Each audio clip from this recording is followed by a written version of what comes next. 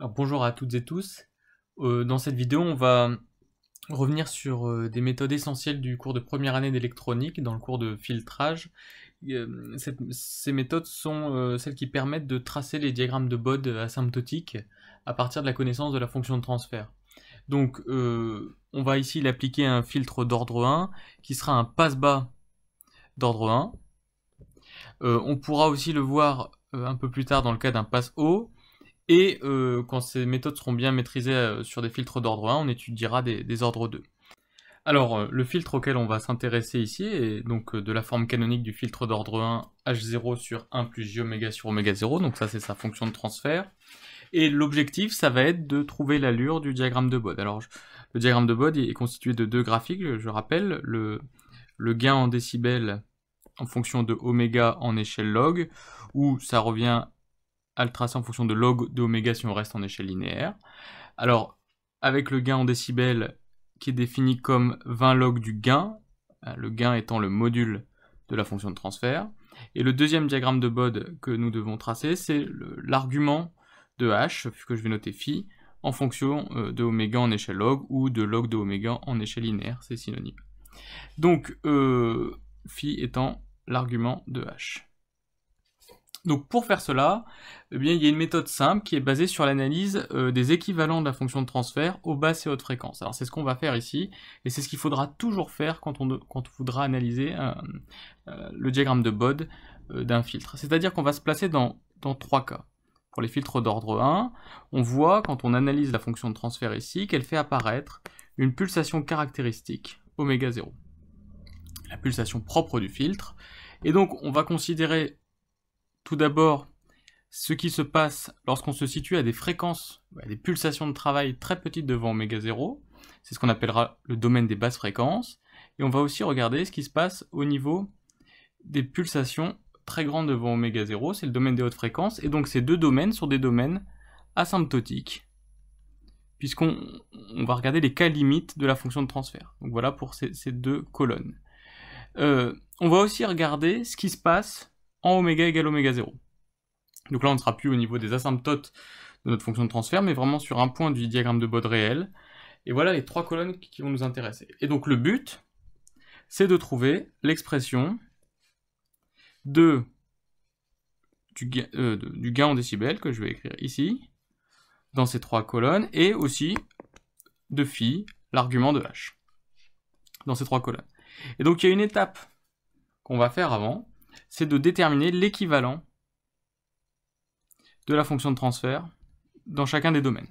Alors, l'équivalent de la fonction de transfert, c'est-à-dire, vous voyez, la fonction de transfert est constituée d'un numérateur et d'un dénominateur. Le dénominateur est une somme de plusieurs termes. Eh bien, pour trouver l'équivalent, on ne garde que le plus grand des termes de la somme. Au numérateur, il n'y a qu'un seul terme. Donc, au numérateur, on aura toujours H0.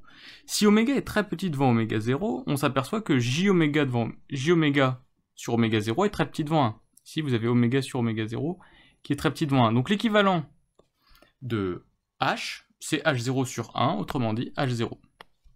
Regardons maintenant l'équivalent de H aux hautes fréquences. Au numérateur, nous avons H0. Au dénominateur, 1 plus J oméga sur oméga 0. Mais comme oméga est très grand devant oméga 0, c'est ce terme-là qui est prédominant devant 1. Et donc on peut ne garder que celui-là, et on peut simplifier en disant que c'est H0 oméga sur J oméga, et pour se simplifier la vie, on peut aussi faire passer le J en haut, et se souvenir que 1 sur J, c'est moins J. 1 sur J égale moins J, ça c'est directement une application du fait que J carré égale moins 1. Donc voilà pour ce petit rappel. Et une fois qu'on a fait ça, on va aussi évaluer, donc là c'est pas en faisant un équivalent, c'est juste évaluer h en oméga 0, ça va faire h0 sur 1 plus j oméga 0 sur oméga 0, ça fait h0 sur 1 plus j. Et bien maintenant, on a fait le plus difficile, on peut calculer GDB, qui est, je le rappelle, 20 log du module de h.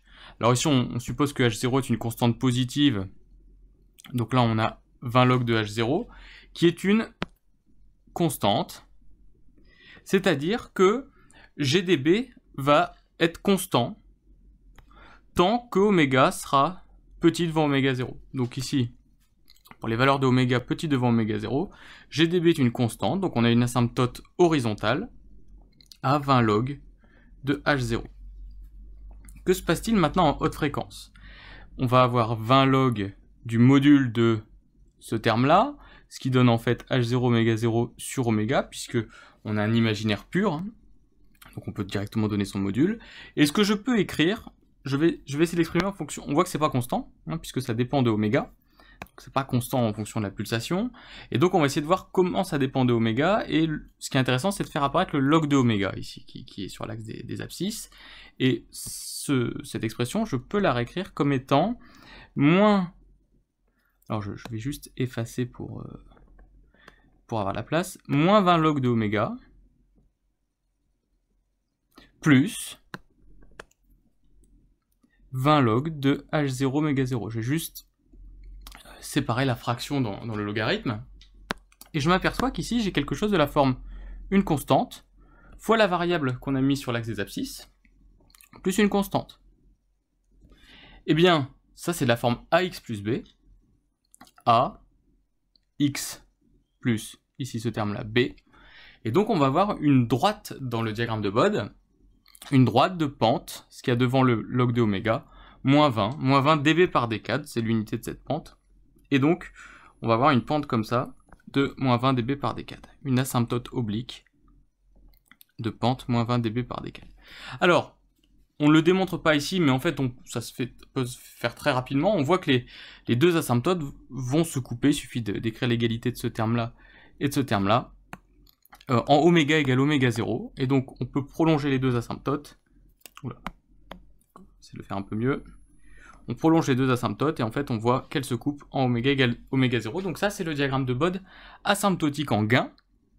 On peut aussi regarder le diagramme de Bode asymptotique en phase. Et bien cette fois-ci, là, on va regarder l'argument de H. Ici, dans les basses fréquences, H est un réel positif, H0, donc son argument est nul.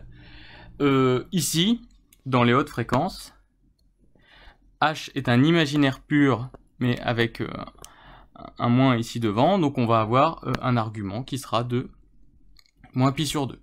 Donc là, on a deux termes constants, ici 0 dans les basses fréquences, moins pi sur 2 dans les hautes fréquences, ce qui fait que le diagramme de Bode asymptotique en phase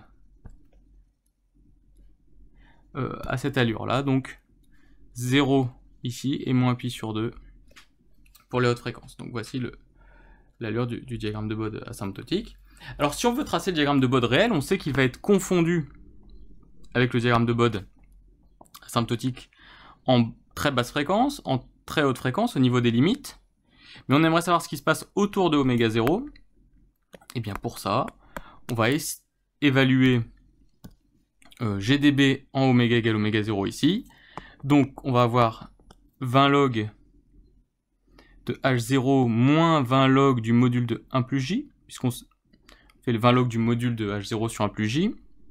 Et le module de 1 plus J, c'est racine de 2. Donc là, on a moins 20 log de H0 moins 20 log de racine de 2. Et il s'avère que 20 log de racine de 2, si on fait le calcul, c'est environ 3. Et donc là, on a 20 log de H0 moins 3 dB. Ce qui fait que le diagramme réel, en oméga égale oméga 0, se situe à 20 log de H0. Donc ça, c'était l'asymptote basse fréquence, moins 3 dB. Donc on enlève moins 3 dB au 20 log de H0. On se retrouve quelque part ici. Et le diagramme réel passe par ici. Donc vous voyez, le diagramme réel était confondu à l'asymptote.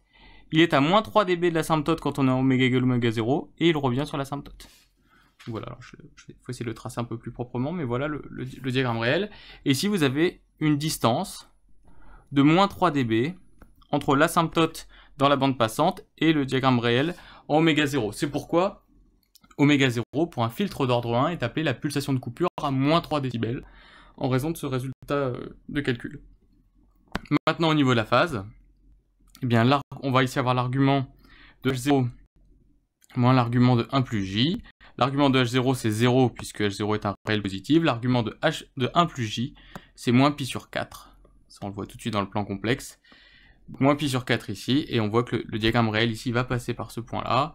Et donc, il va avoir cette allure-là. Il va rejoindre les asymptotes en basse et haute fréquence, et passer par moins pi sur 4. Oméga égale oméga 0. Donc voici la méthode pour tracer rapidement le diagramme de Bode d'un filtre d'ordre 1. Alors on a fait que le passe bas, et puis on fera bientôt avec le passe haut.